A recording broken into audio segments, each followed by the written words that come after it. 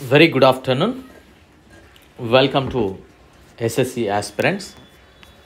Staff Selection Commission conduct చేసే ఏ competitive exam అయినా సరే CGL, CHSL, MTS, అదేవిధంగా స్టెనోస్ అండ్ JEE ఇలా SSC కండక్ట్ చేసే ఏ కాంపిటేటివ్ ఎగ్జామ్స్కి సంబంధించి ప్రీవియస్ ఇయర్ క్వశ్చన్ పేపర్స్ మనం డిస్కస్ చేద్దాం.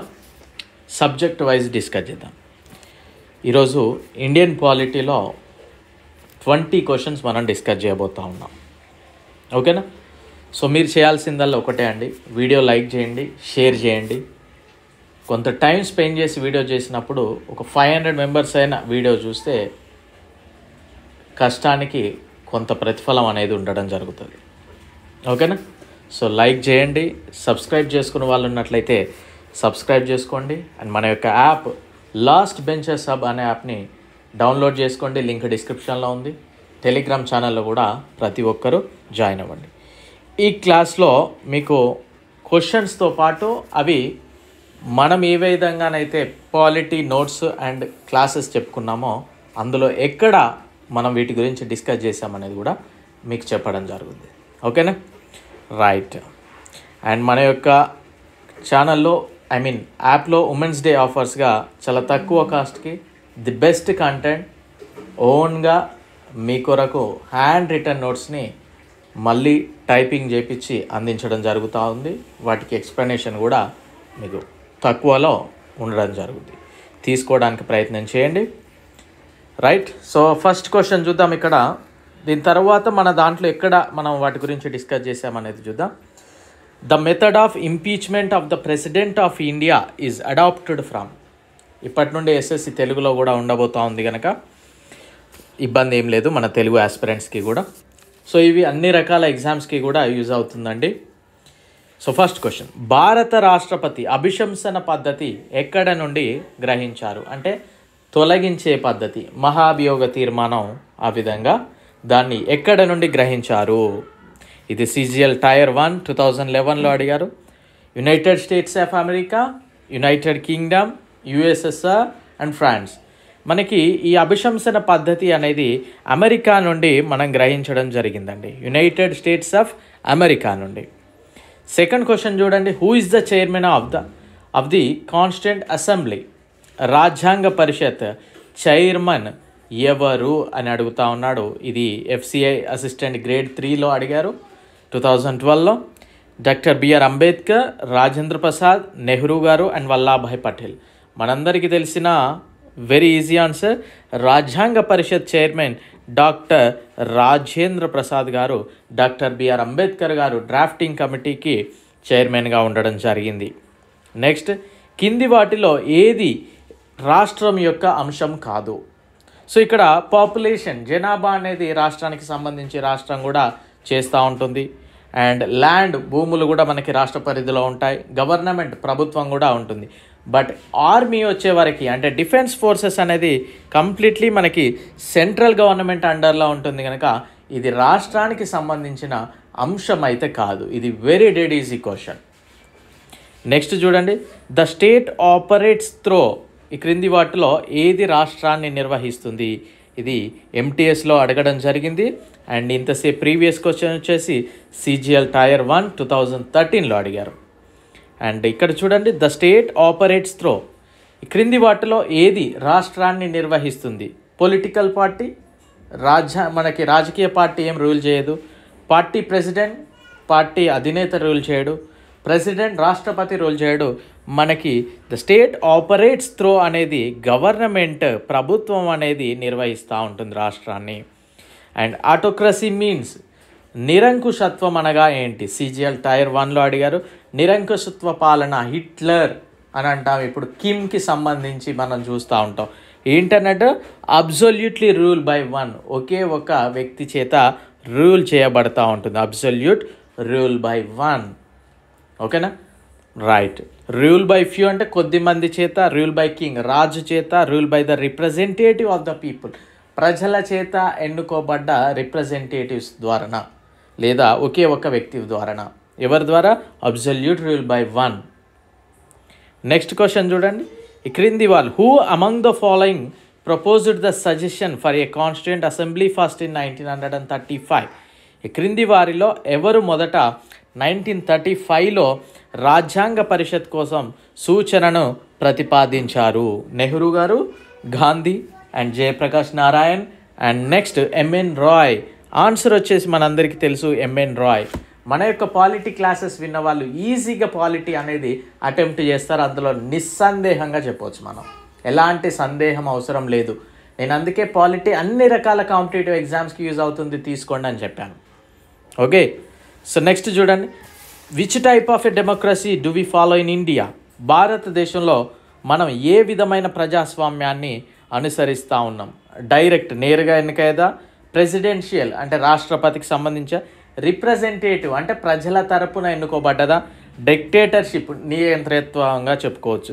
సో ఎవరి తరపున? రిప్రజెంటేటివ్, ప్రజల తరపునే కదా మనకు బాధ్యత వహించేది ప్రభుత్వాలు. సో మనం వాడేది ఏంటిది? రిప్రజెంటేటివ్. ఇది CGL టైర్ 1 2007లో అడిగారు.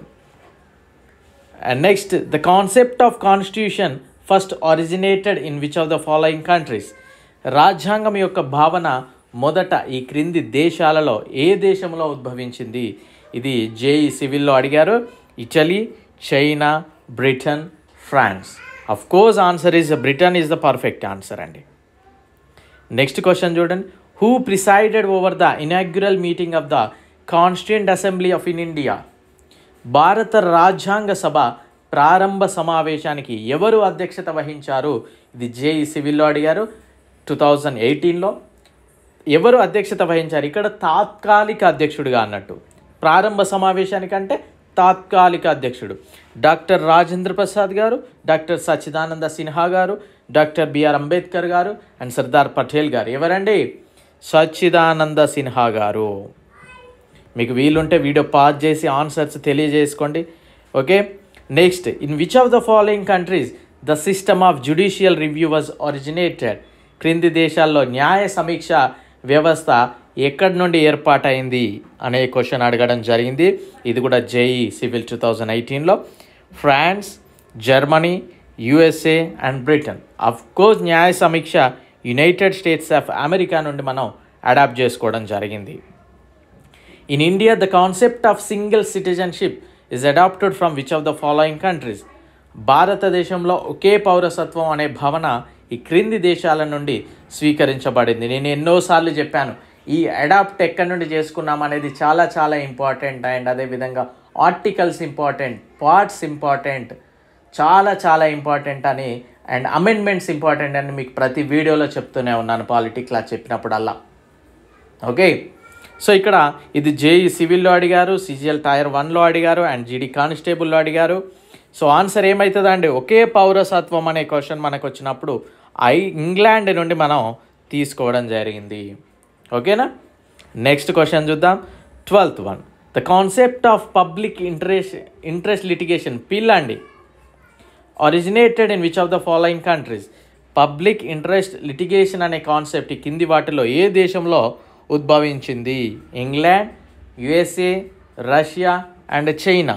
Of course answer is USA. మనకి న్యాయానికి సంబంధించింది అనగానే ఇది పెట్టుకుంటే సరిపోతుందండి. And next, the idea of ombudsman is taken from which of the following countries? Ombudsman ఆలోచన ఈ కింది వాటిలో ఏ దేశం నుండి తీసుకోబడింది? ఇది సివిల్లో అడిగారు, JEE సివిల్లో. USA, China, Sweden, Britain. Sweden. ఇది మనం చెప్పామండి మన పాలిటీ క్లాస్లో, బట్ ఏ లెసన్ అనేది నాకు మైండ్లోకి రావట్లేదు. ఓకేనా? సో మీరు అదొకసారి ఏ లెసన్ అనేది కమెంట్ చేయండి, మీరు పర్ఫెక్ట్గా మన క్లాసెస్ ఫాలో అయినట్లయితే. డెఫినెట్లీ ఉంది ఈ క్వశ్చన్ మన దాంట్లో. Next, emergency provisions in India constitution has been taken from? భారత రాజ్యాంగంలోని అత్యవసర నిబంధనలను ఎక్కడి నుండి తీసుకోబడింది? CAPF, ASI అండ్ ఢిల్లీ పోలీస్లో కూడా అడగడం జరిగింది. British constitution, government of India act 1935 భారత ప్రభుత్వ చట్టము, ఐర్లాండ్ రాజ్యాంగము, జపాన్ కాన్స్టిట్యూషన్. ఎక్కడి నుండి అండి? మనకి ఇది భారత ప్రభుత్వ చట్టము 1935 నుండి మనం అడాప్ట్ చేసుకోవడం జరిగింది. Next, is a document dash is a document that Lay's down the basic rules and regulations for people and the government in the country to follow. Dash అనేది దేశంలోని ప్రజలు మరియు ప్రభుత్వము అనుసరించాల్సిన ప్రాథమిక నియమాలు మరియు నిబంధనలను నిర్దేశించే పత్రము. ఇది CHSL టైర్ 1లో అడిగారు. Real book, regulation book, constitution, democratic book. ఏం బుక్ అంటామండి? కాన్స్టిట్యూషన్. మనకి రాజ్యాంగం అని చెప్తా ఉంటాం కదా, దాన్నే కదా ప్రభుత్వమైన ప్రజలైన ఫాలో అవ్వాల్సింది. In the India and constitution petition and bicameral system are influencer from. భారతదేశంలో మరియు రాజ్యాంగంలో పిటిషన్ మరియు ద్విసభా వ్యవస్థపై ప్రభావం చూపుతుంది. ఇది ఎక్కడి నుండి మనం అడాప్ట్ చేసుకున్నామండి? USA, Australia, Ireland and UK. Of course answer is UK. మన పార్లమెంటరీ వ్యవస్థ అనేది తీసుకొచ్చుకోవడం జరిగింది అక్కడ నుండి. Next, which act passed by the British parliament to address the short Cummins of the regulating act of 1773 is also known as East India Company Act 1784. 1773 నియంత్రణ చట్టంలోని లోపాలను పరిష్కరించడానికి బ్రిటిష్ పార్లమెంట్ ఆమోదించిన చట్టం ఈస్ట్ ఇండియా కంపెనీ యాక్ట్. దీన్ని 1784 అని కూడా, company act 1784 అని కూడా అంటారు. ఇది GD constable, Assam rifles and NIA నుండి కూడా రావడం జరిగింది. ఈ question, regulating act 1773, Indian council act 1861, it's India act కాదండి, ఇది యాక్చువల్గా పిట్స్ ఇండియా యాక్ట్. ఇక్కడ ప్రింట్ సరిగా వల్లే. Pits India act, government of India act 1850. ఇక్కడ మనకు వచ్చేసి ఆన్సర్ పిట్స్ ఇండియా యాక్ట్ అండి. ఇది option C, Pitt's. Next question చూడండి, which part of Indian constitution consist of articles on election. భారత రాజ్యాంగంలోని ఏ భాగం ఎన్నికల గురించి తెలియజేస్తూ ఉంది? 15వ భాగమా, 5వ భాగమా, 20వ భాగమా, 10వ భాగమా? అఫ్కోర్స్ 15వ భాగం. ఇది కూడా మనకి అస్సాం రైఫిల్స్ NIA నుండి వచ్చింది, constable, GD constable. And next, idea of residual powers in Indian constitution has been taken from the constitution of.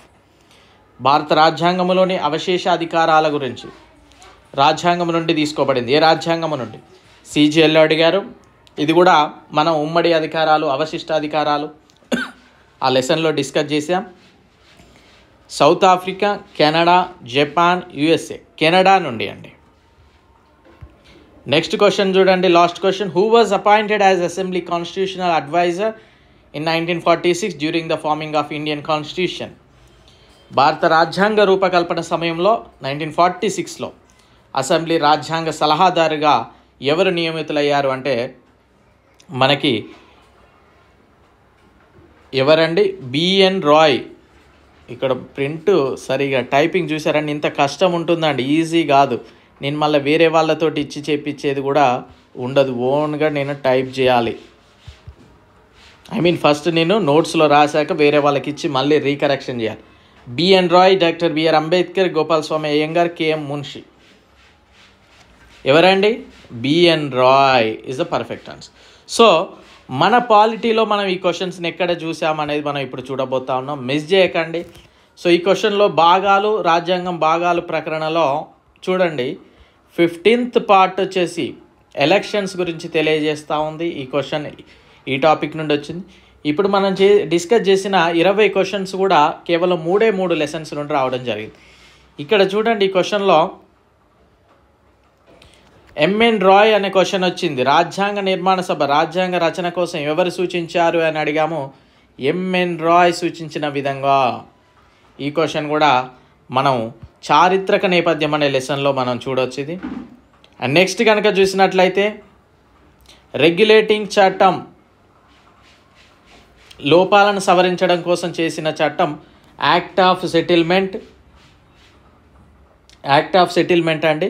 దీన్ని పిట్స్ ఇండియా చట్టం అని పిలవడం జరుగుతుంది. చూడండి 1784లో దీన్ని తీసుకురావడం జరిగింది. ఓకేనా,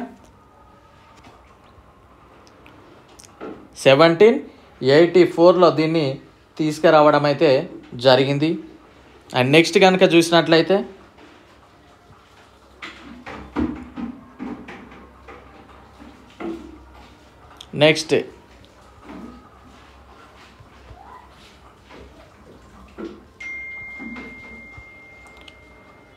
నెక్స్ట్ వేరే లెసన్లో ఉన్నట్టుంది, అది మనం ఒకసారి చూద్దాం.